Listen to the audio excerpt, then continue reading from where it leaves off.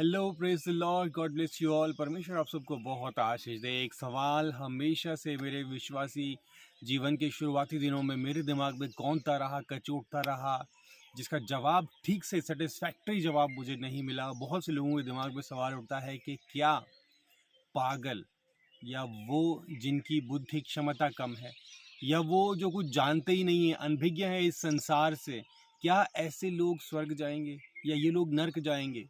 क्योंकि बाइबल कहती है कि जो विश्वास नहीं करता यीशु मसीह पर, वो कभी स्वर्ग नहीं जा सकता, वो परमेश्वर तक नहीं पहुंच सकता। और जिनकी बुद्धि ही नहीं है, जिनकी बुद्धि की क्षमता ही नहीं है, वो विश्वास कैसे करेंगे? क्योंकि उनमें कोई भाव नहीं है, उन्हें पता नहीं है कि क्या करना है, क्या नहीं करना, सही क्या, गलत क्या। ऐसे लोगों का क्या होगा? अगर मैं आपसे पूछूं या किसी साधारण व्यक्ति से पूछूं कि आपको क्या लगता है कि ऐसे लोगों का क्या होगा, तो आप यही बोलेंगे कि ऐसे लोग तो स्वर्ग में जाएंगे, क्योंकि उनकी क्या गलती है? उन्होंने तो कुछ किया ही नहीं है ना? वो क्यों नर्क में जाएंगे? उनको क्यों परमेश्वर नर्क में डालेंगे? अगर परमेश्वर ऐसे लोगों को नर्क में डालते तो परमेश्वर एक निर्दयी परमेश्वर है। इस तरह के जवाब स्वाभाविक है आप सब लोगों से मिलना, और मेरे पास भी यही जवाब था, मैं भी यही सोचता था। लेकिन क्या यही सही जवाब है? क्या यही सही बात है? मैं आपको बताता हूँ। देखिए, जब हम इस शरीर में हैं तो हम हर एक चीज को इस शरीर के स्तर पर देखते हैं, शरीर के ही स्तर पर सोचते हैं।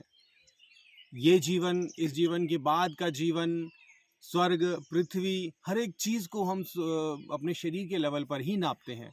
बहुत से लोगों को ये तक कहते सुना गया है कि क्या स्वर्ग में हमें भूख लगेगी, क्या स्वर्ग में हमें अच्छा अच्छा खाने को मिलेगा। लोग ये भी सोचते हैं कि क्या स्वर्ग में हमें कपड़े पहनने पड़ेंगे, क्या वहाँ पे हमारे बाल लंबे लंबे होंगे। इस तरह की बातें लोगों के दिमाग में आती है, क्योंकि हम हर एक चीज को ना शारीरिक लेवल पर, शारीरिक स्तर पर जांचते हैं। और ये जांच जो है, ये इसलिए होती है क्योंकि अभी तक हम इस शरीर में हैं। लेकिन वास्तव में जो ये बात है ना कि क्या वो लोग स्वर्ग जाएंगे या नर्क जाएंगे, ये बात वास्तव में शरीर के लेवल की है ही नहीं। ये बात आत्मिक लेवल की है, आत्मिक क्षेत्र की बात है। तो इस बात को समझने के लिए हमें शरीर के लेवल से बाहर निकलना होगा, आत्मिक लेवल पर जाकर हमें सोचना होगा, विचार करना होगा। आत्मिक लेवल पर कैसे विचार करने का क्या मतलब है? आत्मिक लेवल पर विचार करने का मतलब है कि इन सब बातों की परख आत्मिक लेवल पर ही होती है। हमारी आत्मा जो है, उसको ना तो कपड़ा चाहिए, ना उसको भूख लगती है, ना उसको चोट लगती है, उसको दुनिया नहीं चाहिए। हमारी आत्मा जो है ना, उसको दुनिया नहीं चाहिए, उसको इस संसार की कोई सुख संपत्ति नहीं चाहिए, कोई कुछ भी नहीं चाहिए। उसको रिश्तेदार नहीं चाहिए, उसको माता पिता नहीं चाहिए, उसको बच्चे नहीं चाहिए, उसको रिश्तेदार, कुछ भी इस संसार का कोई भी चीज़ उसको नहीं चाहिए। हमारी आत्मा को सिर्फ एक ही चीज़ चाहिए, वो है उस आत्मा के सृष्टिकर्ता, द क्रिएटर, वो है परमात्मा। हमारी आत्मा जो है वो परमात्मा का अंश है। परमेश्वर ने हमें अपना अंश दिया, हमारे शरीर में डाला। ये हमें बाकी सारी सृष्टि से अलग करता है। परमेश्वर ने हमें अपने स्वरूप और अपनी समानता में हमें बनाया और हमारे अंदर अपनी आत्मा दी है। ये आत्मा जो है, हमारे अंदर परमेश्वर का आत्मा है, परमेश्वर का अंश है, इसीलिए हम परमात्मा को ढूंढते हैं। चाहे कोई किसी भी धर्म को मानता हो, किसी भी रूप में, चाहे वो बिल्कुल ही अनजान क्यों ना हो, एक छोटा बच्चा भी क्यों ना हो, वो परमात्मा को ढूंढता है, खोज करता है। ये बात अलग है कि शैतान ने बुद्धि भरमा रखी है, परमात्मा को खोजने की बजाय सांप बिच्छुओं को, परमेश्वर की बनाई हुई सृष्टि की उपासना करते हैं, लेकिन उस परमेश्वर को नहीं खोज पाते, वो बात अलग है। लेकिन परमात्मा की खोज करते हैं क्योंकि हमारे अंदर कुछ है जो परमात्मा का है। ये शरीर तो नाश हो जाएगा, खत्म हो जाएगा, पृथ्वी का है, मिट्टी से बना है, मिट्टी में ही मिल जाएगा। लेकिन इस मिट्टी के उतरने के बाद जो आत्मा निकलेगी, वो आत्मा जो है, उसको शरीर से कोई मतलब नहीं है, उसका कोई परिवार नहीं है, उसका सिर्फ एक ही लक्ष्य है कि परमात्मा, अपने क्रिएटर के पास जाकर उससे मिल जाना। ठीक है। और दूसरी बात ये कि जब हम ये सोचते हैं कि वो आत्माएं, ऐसे लोगों की आत्माएं स्वर्ग में जाएंगी या नर्क में, तो ये हम इसलिए सोचते हैं क्योंकि हमारे दिल में कंपैशन आता है कि यार नर्क तो कितनी भयानक जगह है, इतनी भयानक जगह है, अनंत काल हमेशा हमेशा के लिए वहाँ नर्क में सड़ते रहेंगे, जलते रहेंगे, मरते रहेंगे, तड़पते रहेंगे। ये तो बहुत भारी सज़ा है। ठीक है। तो देखिए, ये जो सज़ा है ना, ये वास्तव में सज़ा नहीं है। ठीक है। ये सज़ा नहीं है, ये नतीजा है पाप के हमारे जीवन में आने का। परमेश्वर ने हमें सज़ा नहीं दी।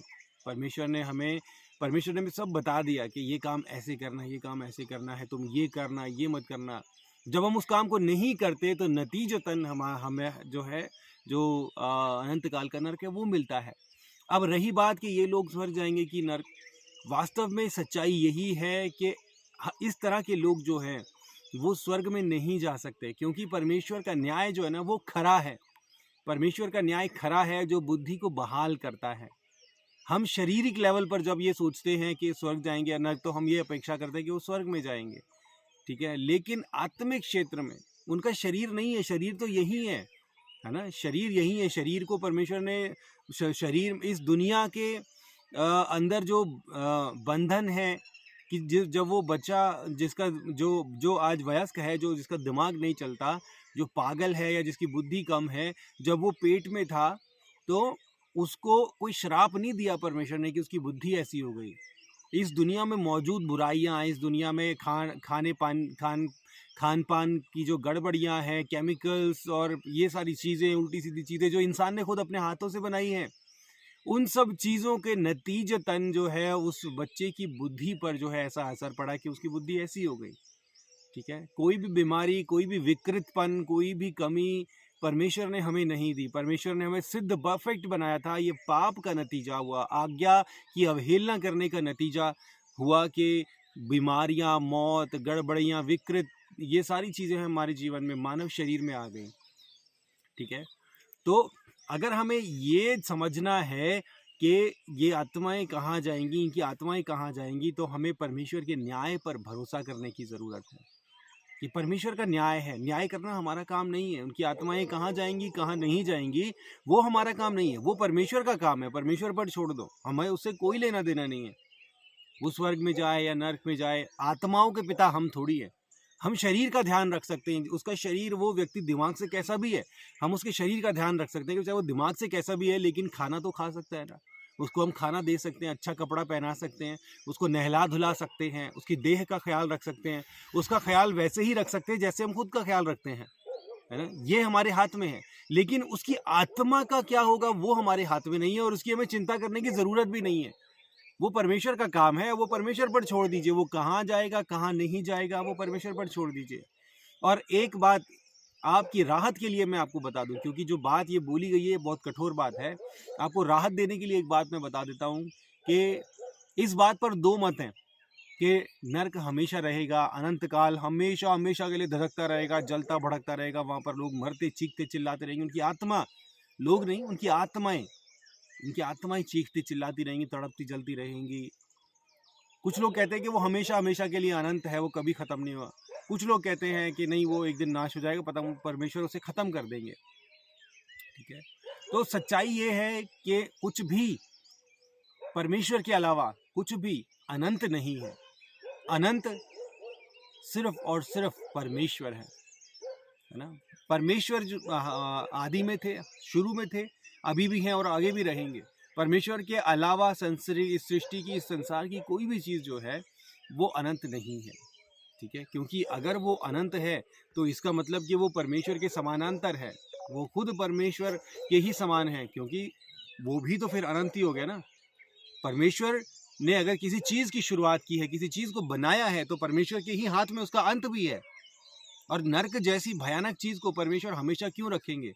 जब नया स्वर्ग, नई पृथ्वी होगी, ये पृथ्वी नई कर दी जाएगी, पाप नहीं रहेगा पृथ्वी पर, कोई बुराई नहीं रहेगी, तो नर्क को रखने की ज़रूरत क्या है ना। तो इस पर ये बात आपको राहत देगी कि नर्क हमेशा हमेशा के लिए नहीं रहेगा। आपके प्रियजनों की जो आत्माएं हैं वो अनंत काल के लिए वहाँ पर जलती तड़पती नहीं रहेंगी। समय की गिनती हमें नहीं पता, क्योंकि वो आत्मिक क्षेत्र पर होता है ना। आत्मिक क्षेत्र में समय की गिनती नहीं होती। आत्मिक क्षेत्र में 1 सेकंड 1 करोड़ साल के बराबर है, और 1 करोड़ साल 1 अरब साल 1 खरब साल 1 चुटकी के बराबर है। कहने का मतलब आत्मिक क्षेत्र में समय कोई कॉन्सेप्ट ही नहीं है ना। एक आत्मा 1 करोड़ साल तक भी वेट कर सकती है, 1 अरब साल तक भी वेट कर सकती है। आत्मा के लिए समय नहीं है, गति नहीं है, क्षेत्र नहीं है, ये सब कुछ शारीरिक बातें हैं, ठीक है। तो शरीर के लेवल से बाहर निकलकर आत्मिक क्षेत्र पर जब हम इन चीज़ों को समझेंगे, तो हमें समझ में आएगा कि आत्माओं का न्याय करना, आत्माओं की चिंता करना, आत्माओं का ख़्याल करना वो हमारा काम नहीं है, वो परमेश्वर का काम है और परमेश्वर उसको बेहतर तरीके से कर सकते हैं। और अगर आपके कोई प्रियजन हैं, जो ऐसे हैं, इस कंडीशन में हैं और आप चिंता में रहते हैं कि इनका क्या होगा, इनकी आत्मा कहाँ जाएगी? विश्वासियों को अक्सर ये चिंता रहती है। तो आज से आप ये चिंता बिल्कुल छोड़ दीजिए, अपने आप को ये कहिए कि आत्माओं का ख़्याल रखना, उनकी चिंता करना, वो कहाँ जाएँगी, कहाँ नहीं जाएँगी, वो मेरा काम नहीं है। मेरा काम है शरीर का ख़्याल रखना। और आज रही आत्माओं की बात, तो मुझे ये पता है कि मैं मेहनत कर रहा हूँ, मैं मेहनत कर रही हूँ, मेरी आत्मा जो है वो परमेश्वर के साथ रहेगी, ठीक है? बाकी किसी की आत्मा कहाँ जाएगी, कहाँ नहीं जाएगी, वो परमेश्वर के हाथों में है। और किसी का भी उद्धार करना वो परमेश्वर के हाथों में है। संभव है परमेश्वर किसी तरीके से उस व्यक्ति जिसकी आप चिंता कर रहे हैं, उसकी आत्मा को बचा ही ले, ठीक है? तो हम प्रार्थना कर सकते हैं उनके लिए कि परमेश्वर पिता इनको बचाइए, इनकी रूह को बचाइए, ठीक है? तो ये जवाब है इस सवाल का। मैं विश्वास करता हूँ, आशा करता हूँ कि आपको इस जवाब से शांति मिली होगी। परमेश्वर आपको आशीष दे। God bless you.